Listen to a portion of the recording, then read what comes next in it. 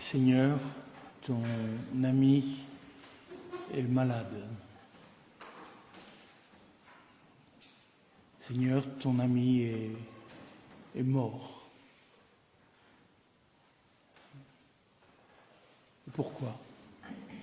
Cette question que se posent Marie-Madeleine et Marthe et les disciples, si tu avais été là, mon frère ne serait pas mort.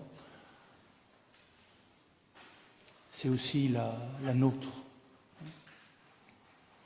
De la même façon que les disciples, à propos de l'aveugle-né, demandaient pourquoi est-il né aveugle? Est-ce de sa faute ou est-ce la faute de ses parents? C'est l'antique question. Pourquoi la souffrance, la maladie, l'infirmité et enfin, pourquoi la mort? Et à cela, Jésus a une étrange réponse, vous l'avez entendu.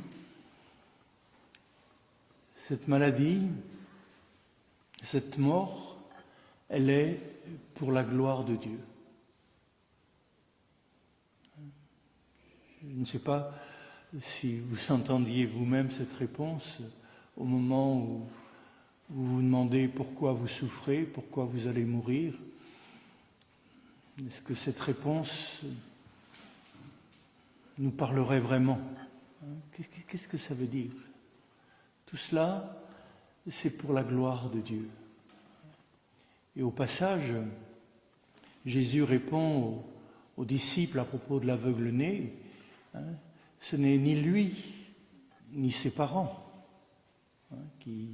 qui ont péché. C'est-à-dire que la cause de sa maladie, de son infirmité, n'allez pas la chercher dans son code génétique, n'allez pas la chercher dans son hérédité, n'allez pas la chercher non plus dans une vie antérieure, où il aurait regardé d'une façon mauvaise et dans cette vie il serait devenu aveugle.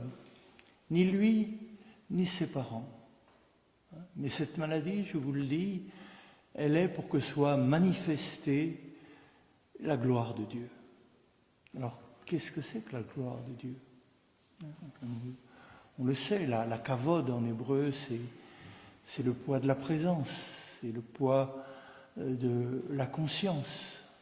Comme si cette maladie, elle était là pour montrer, pour manifester que la conscience qui est donnée à l'homme est plus grande que son infirmité, qu'il est plus grand, que nous sommes plus grands que les maladies que nous avons.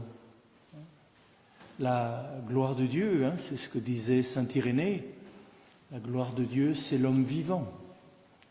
La gloire de Dieu, c'est l'homme conscient. La gloire de Dieu, c'est l'homme capable d'amour, capable de transformer tout ce qui lui arrive par la conscience et par l'amour en puissance de résurrection, de transfiguration. Tout ce qui nous arrive, et le pire qui puisse nous arriver, nous dit Jésus, c'est pour la gloire de Dieu, c'est pour qu'on en fasse quelque chose.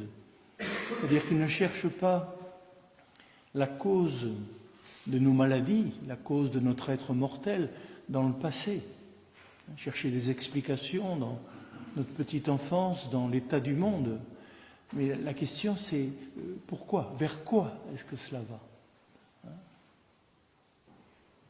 Il nous délivre de la recherche, j'irais, des causes pour nous tourner vers la fin, la finalité de tout cela. Et la finalité de tout cela, c'est la gloire de Dieu.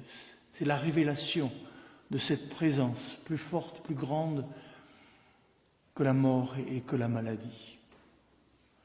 Et là, il répond, comme à l'aveugle-né, à Marthe, Marie, cette maladie, cette mort, votre frère est mort, tout ça c'est pour la gloire de Dieu.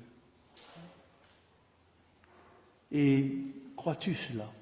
Adhères-tu à cela? Je te le dis, il le répète 2 fois dans la Bible, je te le dis, si tu crois, tu verras la gloire de Dieu. Si tu adhères à je suis, parce que la gloire de Dieu, c'est pas ce qui doit venir, ce qui doit arriver dans un autre temps, mais Jésus dit bien, je suis la résurrection et la vie. Je suis est la résurrection et la vie. Et si tu adhères à je suis, au cœur de ta maladie, au cœur de ta souffrance, au cœur de cette absurdité dans laquelle tu peux vivre, eh bien, la résurrection et la vie vont se manifester. Il y a en toi plus grand que toi, plus intelligent que toi, plus aimant que toi. Si tu adhères à ce je suis, toute ta finitude, tout ton être fini et vulnérable et mortel peut être transformé.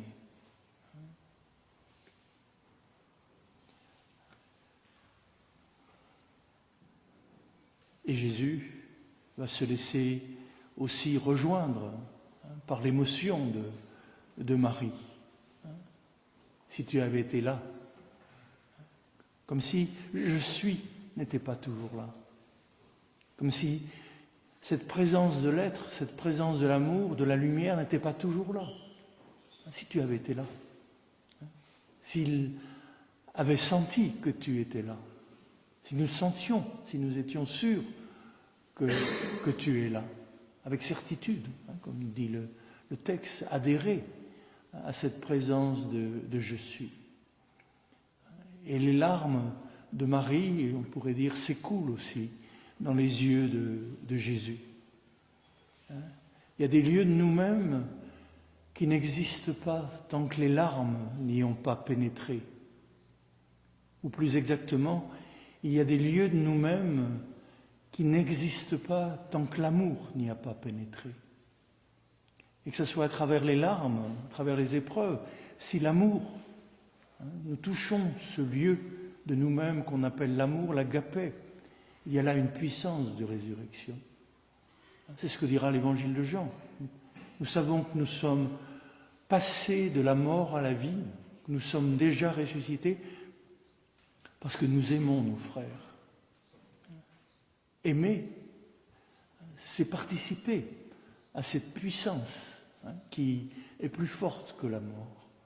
Mais c'est une étrange puissance qui se manifeste dans la faiblesse. Et si on se demande pourquoi fallait-il que le Christ souffre autant? Pourquoi faut-il que l'amour ne soit pas aimé? Pourquoi faut-il qu'il meure crucifié, maltraité, méprisé? Lui qui... Donc nous avons vu la gloire de Dieu. Comme le disait le prologue de Saint Jean aussi. Nous avons vu la gloire de Dieu. Mais qu'est-ce que nous avons vu? Un homme doux et humble de cœur, qui incarne concrètement dans ce corps l'être qui est amour et lumière, par sa douceur, par son humilité. C'est cette gloire-là qu'on a vue. Un homme qui ne répond pas par la violence à la violence, par l'injure à l'injure, par le mal au mal qui lui est fait. Ça, nous avons vu cela. Et nous avons vu où ça nous mène. Dans quel abîme, dans quelle mort, dans quel anéantissement. Et est-ce là où se révèle la gloire? Et c'est vrai, c'est là que se révèle la gloire, mais une toute autre gloire, qui n'est pas celle de la toute-puissance, de la domination, la vaine gloire, dont témoignent tous les puissants de ce monde et que nous recherchons, nous aussi sans cesse, cette gloire qui n'est pas plus forte que la mort. Il n'y a que l'amour qui soit plus fort que la mort. Il n'y a que l'amour qui nous conduise à la résurrection, qui nous conduise dans un autre corps, un corps non mortel. C'est ce que nous révèle la passion, la croix du Christ. Crois-tu cela? Adhères-tu à cela, à ce « je suis » ? Que c'est par la souffrance que nous sommes sauvés de la souffrance. Tout ce qui n'est pas assumé n'est pas sauvé. Jésus a assumé toute forme de souffrance et de déréliction humaine. Souvenez-vous de ces paroles lorsqu'il marchait vers Emmaüs avec les pèlerins et les disciples. Il leur enseignait les Écritures et à certains moments il leur dit « Esprit lent à croire, ne fallait-il pas que le Christ souffrit toutes ces souffrances, qu'il meure pour entrer dans sa gloire ?» De nouveau. Tout cela, c'est pour manifester la gloire de Dieu. Si le Christ n'était pas mort, il n'y a pas de résurrection. Si le Christ n'avait pas enduré l'absurdité, il n'y aurait pas de victoire sur l'absurde. Si le Christ n'avait pas enduré l'anéantissement, il n'y aurait pas de victoire sur le néant.